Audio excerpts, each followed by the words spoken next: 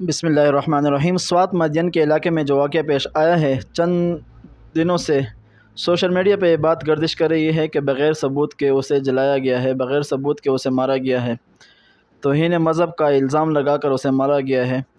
بڑے چینل پر بھی یہی بات چل رہی ہے، ایر وائی نیوز اور جیو نیوز والے بھی یہ بات کر رہے ہیں کہ سیاح حضرات ڈر گئے ہیں، وہ ڈر کے مارے واپس آ رہے ہیں، تو یہ بھی بالکل جھوٹ ہے۔ دوسری بات یہ کہ وہ کہہ رہے ہیں کہ تمام ہوٹل بند ہیں، یہ بھی جھوٹ ہے۔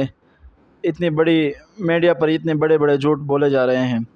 اور دوسری بات یہ کہ ثبوت نہیں ہے، بغیر ثبوت کے اسے مارا گیا ہے، اسے جلایا گیا ہے، تو یہ بات بھی بالکل جھوٹ ہے۔ ثبوت موجود ہے، پولیس کے پاس بھی موجود ہے، عوام کے پاس بھی ویڈیو کی صورت میں موجود ہے۔ جو قرآن کے اوراق جلائے گئے ہیں وہ پولیس کے تانے میں جمع کیے گئے ہیں۔ باقی میڈیا بات کر رہی ہے قانون کی، کہ قانون ہاتھ میں لیا گیا ہے سوات والوں نے، تو میں بتانا چاہتا ہوں کہ اس ملک میں قانون کہاں ہے؟ کیا اس ملک میں قانون موجود ہے؟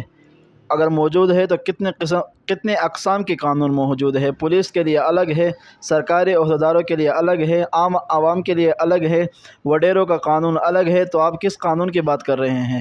اگر قانون ہوتا تو آسیہ ملونہ اس ملک سے باہر نہ جاتی۔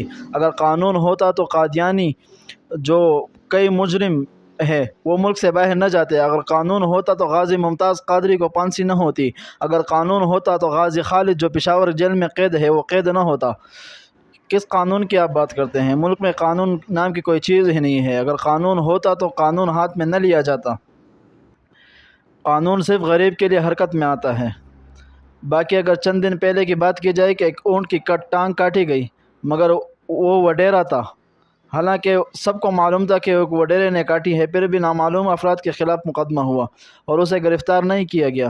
اس کے بعد چند دن بعد گدھے کی ٹانگ کاٹی گئی، مگر اس کو گرفتار کر دیا گیا کیونکہ اس کا تعلق ایک غریب خاندان سے تھا۔